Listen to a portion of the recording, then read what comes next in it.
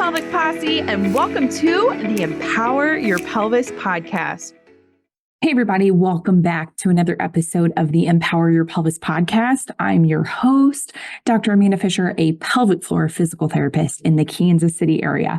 Now, I'm a mom of 3 boys. I've delivered all 3 of my boys via C-section, and I'm a huge advocate on getting the information out there to C-section moms because day in and day out, we have new C-section moms coming into the clinic, or new ones messaging me online on my social media platforms or in my email box and asking me, I just had a C-section. I thought I was trying for a vaginal birth and then ended up with a C-section and I don't know what to do.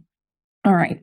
So some of us are given instructions when we leave the doctor's office. So we're going to go through this episode on what to do in those first couple of weeks to help decrease inflammation. And we do get instructions from our doctors, and it may say medicine instructions or like what to do, what not to do. Some doctors want us to avoid stairs. Some say we can't do, or some can do stairs, how much water to drink, all that stuff.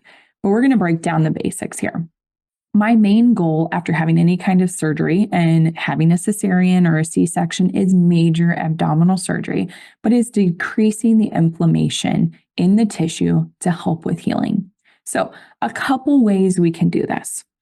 One is staying on top of the pain meds that you're prescribed by your doctor.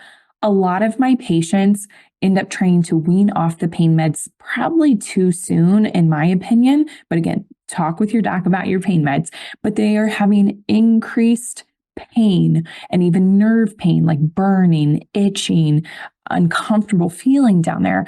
And they're off their pain meds like 3 days after a major abdominal surgery. So make sure you're staying on top of your pain meds. You can even stay on top of the higher dose of ibuprofen that they're giving you. So if you're even have like 200 milligram tablets at home, you can take up to 3 of those at 600 milligrams to help with that inflammation.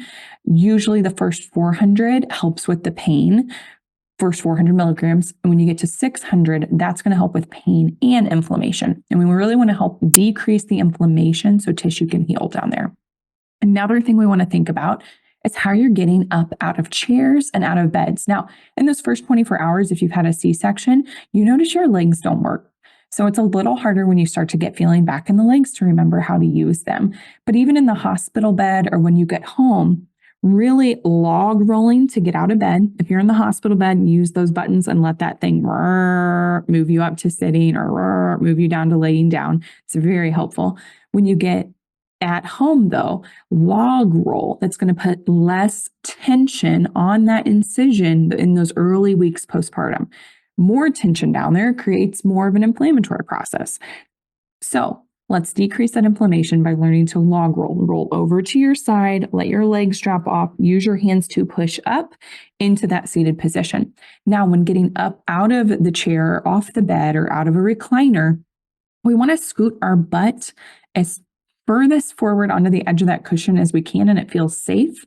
And then we want tits over toes, essentially. Move your chest over your knees to help get you up as you go to stand. Since we have no core, your body's going to want to use everything and hold your breath. You don't want to do that. You want to make sure you're blowing out to get up out of the chair, out of a recliner, out of your bed, blowing out to help create some kind of support down there. We're not going to fire our core. We're not going to do a Kegel. We're not going to tighten hip bone to hip bone. We're just going to blow out in those early weeks as you go to move to get up.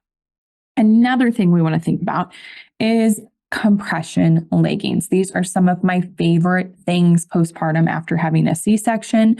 Bay Body, BAO space BEI space body is my favorite brand for the compression leggings, the recovering leggings. You can use code Empower Your Pelvis. It'll be linked below. It's our business name. And that'll get you, I think, 15% off, or you can click the link too, and it'll take you right there. But the postpartum leggings are by far my favorite for helping with lymphatic flow, decreasing inflammation, guys. It's like a sports bra to that C-section scar to help hold it in so gravity's not pulling it down. Because when we have the gravity pulling it down or we're on our feet, you'll start to see more swelling around that incision. And the goal is to keep it closer to our body to help it to heal. So Make sure you have those. I wore mine for months, and I mean months, probably 10 months or more after each delivery, just to have the support down there. So I started out with leggings for like fall, winter, early spring, and then I had biker shorts more into that summertime. Highly recommend.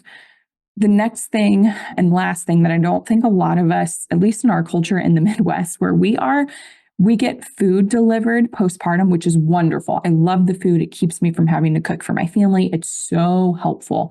However, a lot of food that comes into our home is like pasta, spaghetti, which is also pasta, but like very comfort foods, which feel good.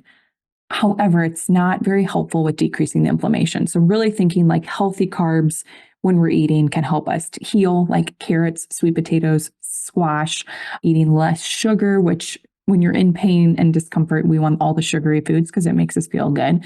Decreasing our sugar intake, thinking higher protein so that tissue can heal. So getting more chicken, getting more good, healthy meat to get that tissue to heal.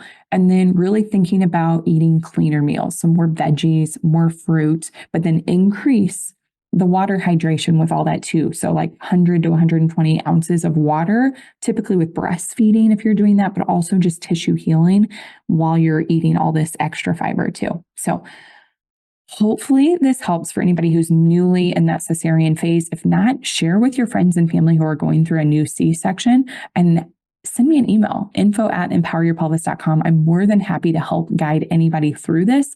And my new C-section guide will be coming out shortly for all of our C-section moms. Make sure to check that out. And as always, thank you guys for subscribing to our channel, Empower Your Pelvis. And please like and subscribe to the show, share, watch on YouTube if you want. There are going to be a couple extra videos on there too. And have a great day. Thanks, y'all. Hey, Pelvic Posse! I want to thank you so much for joining into this week's episode of the Empower Your Pelvis Podcast. Can I ask you a couple of favors, please?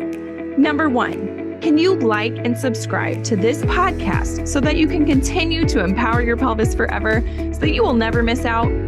Number two, can you leave us a rating and a review telling them how amazing we are and everything that you have learned about your pelvic health? And then number three, if you haven't seen the video version of this podcast, you can go over to youtube.com/C/Empower Your Pelvis for all your visual learners out there. We have all types of great visuals in there for you to not only listen to, but to also watch.